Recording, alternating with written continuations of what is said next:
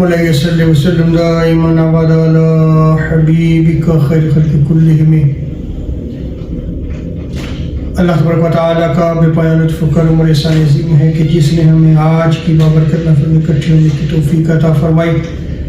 سب سے بڑھ کر یہ کہ ہمیں دولت ایمان سے بہرمند فرمایا.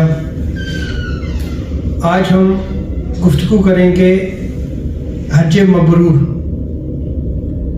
اور حج مبرور یا حج مقبول اور یا اس کی علامات کیا ہیں، اس پہ جو ہے وہ ہم آج احادیث مبارکہ کی روشنی میں گفتگو کریں گے. صحیح بخاری کی روایت میں آتا ہے، حضرت ابو ہریرہ رضی اللہ تعالی عنہ اس روایت کو نقل فرماتے ہیں کہ آقا علیہ الصلوۃ والسلام نے ارشاد فرمایا، عمرہ کے بعد پھر عمرہ کرنا، دونوں کے درمیان وہ گناہوں کا کفارہ بن جاتا ہے. یعنی عمرہ کرنا گناہوں کا کفارہ بن جاتا ہے. ایک عمرہ کیا پھر اس کے بعد جو ہے آپ نے عمرہ کیا. اور آگے آقا علیہ السلام فرماتے ہیں کہ حج مبرور کی جزا جنت کے علاوہ کچھ نہیں. آقا علیہ السلام کے یہ فرمان کو آپ غور سے سماعت فرمائیں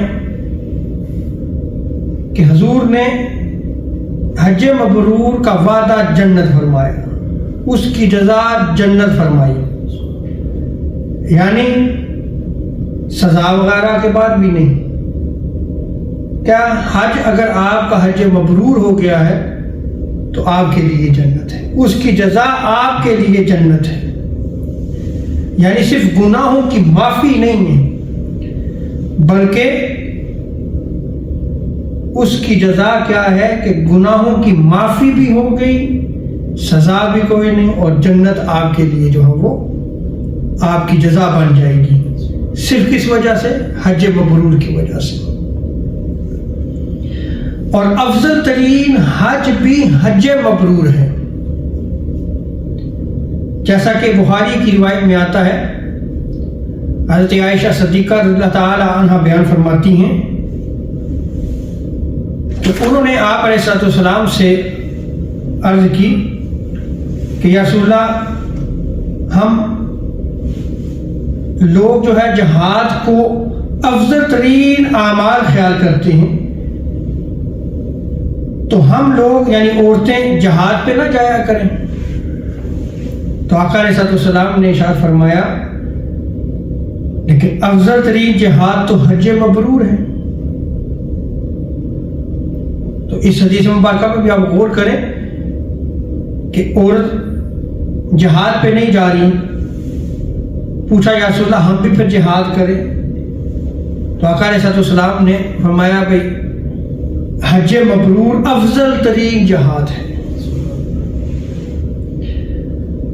اور ایک اور روایت میں آتا ہے کہ بہترین حج حج مبرور ہے. اور حضرت ماعز سے روایت کو نقل کیا گیا ہے کہ انہوں نے آقا علیہ السلام سے پوچھا یا رسول اللہ سب سے افضل ترین عمل کون سا ہے؟ تو آقا علیہ السلام نے ارشاد فرمایا، اللہ وحدہ لا شریک پہ ایمان لانا، کہ وہ ایک ہے. یہ سب سے افضل ترین عمل ہے. پھر حضور نے ارشاد فرمایا کہ جہاد، اور پھر حضور علیہ السلام نے ارشاد فرمایا کہ پھر افضل ترین عمل حج مبرور ہے. تمام اعمال میں افضل حج مبرور ہے. اور حضرت آدم علیہ السلام جب زمین پہ تشریف لائے، آسمان سے زمین پر اترنے کے بعد سب سے پہلا کام جو حضرت آدم علیہ السلام نے کیا تھا وہ یہ تھا کہ آپ نے خانہ کعبہ کا طواف کیا. طواف کے بعد فرشتوں نے آپ سے ملاقات کی. تو فرشتوں نے حضرت آدم علیہ السلام سے جو ہے وہ عرض کی اور دعا دی کہ اے آدم، آپ کو حج مبرور نصیب ہو. تو فرشتوں نے یہ جو دعا دی حضرت آدم علیہ السلام کو، اس سے حج مبرور کی اہمیت کا اندازہ ہوتا ہے، اور اس کی دعا بھی مانگنی چاہیے.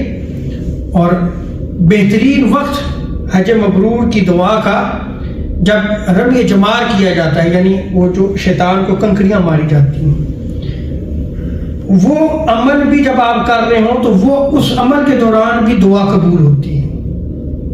اسی لیے صحابہ کرام کے اعمال میں دیکھیں کہ اس وقت دعا کیا کرتے تھے۔ حضرت عبداللہ بن مسعود اللہ تعالیٰ عنہ جب جمرہ عقبہ کی رمی کرتے تو یہ دعا کیا کرتے تھے، اللہم اجعلہ حجا مبرورا وذنبا مغفورا، کہ اللہ میرے حج کو حج مبرور فرما اور میرے گناہوں کو معاف فرما۔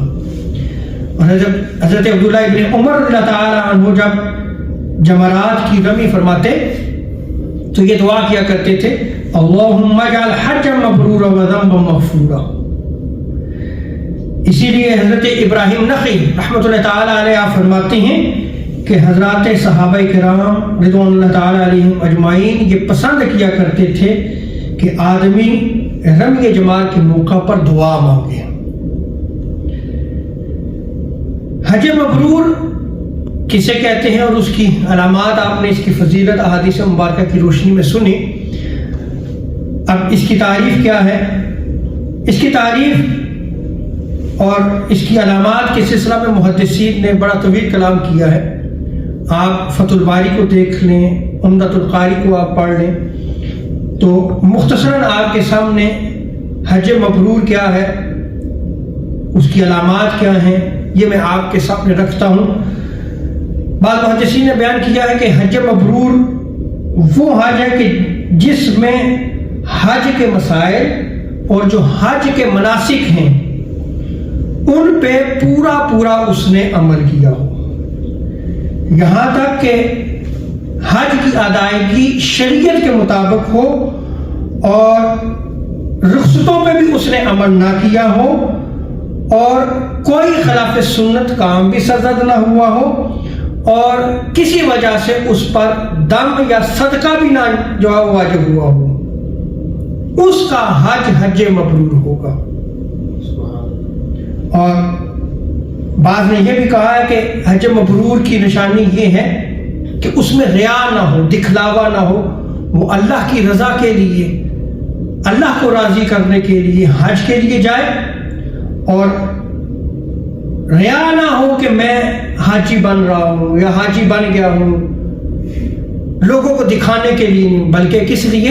اللہ کی رضا کے لیے۔ ریا سے بالکل اگر پاک ہو تو وہ حج مبرور ہوتا ہے۔